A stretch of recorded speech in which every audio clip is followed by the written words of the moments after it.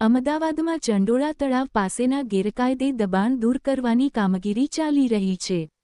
આ દરમિયાન પોલીસે ગેરકાયદે આવતા બાંગ્લાદેશીઓની મદદ કરનાર લલ્લા બિહારી રાજસ્થાનથી ઝડપાયો છે, જ્યારે આ પહેલા એટલે 29 એપ્રિલે તેના દીકરા ફતેહ મોહમ્મદની ધરપકડ થઈ ચૂકી છે. અમદાવાદના ચંડોળા તળાવને બાંગ્લાદેશીઓનો ગઢ બનાવનાર લલ્લાની અમદાવાદ ક્રાઇમ બ્રાન્ચે સત્તાવાર ધરપકડ કરી છે. હવે બાંગ્લાદેશના આખા રેકેટની વિગતો સામે આવશે. એક report Gujarat Gita news Ahmedabad.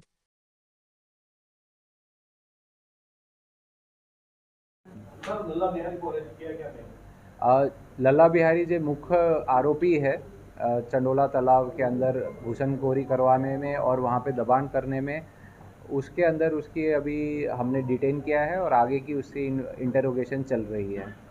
Sir, कौन-कौन से गुनाह दाखिल है और इसके घर से क्या-क्या चीज़ें बरामद हुई है? गुनाहित इतिहास में इसके ऊपर 2 गुना ऑलरेडी दाखिल है और तीसरा जो गुना है उसके तहत हमारी इससे पूछपरछ चल रही है और पूछताछ में जो भी सामने आएगा उस हिसाब से कायदेसर कार्रवाई होगी. सर, इसके घर से नोटें गिनने का मशीन वगैरह और दस्तावेज क्या-क्या मिले?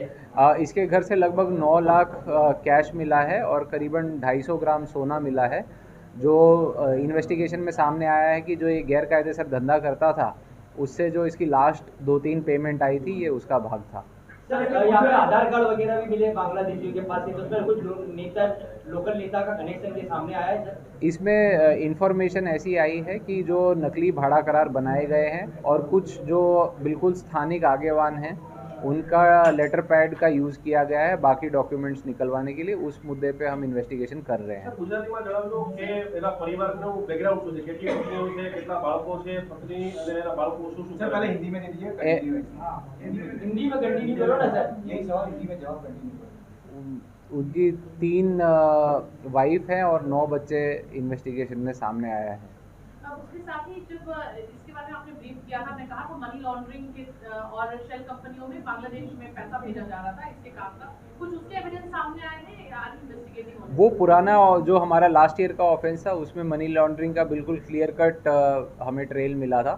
इस वाले में अभी हमारी बैंक डिटेल्स वगैरह और बाकी का जो भी फाइनेंशियल ट्रांजैक्शन लेन देन हुई है उस पर इन्वेस्टिगेशन चालू है. जैसे ही लिंक मिलेगा वो आप सबको जान करने में आएगा. ગુજરાતીમાં છે, એનું પરિવારનું બેકગ્રાઉન્ડ જણાવો શું છે?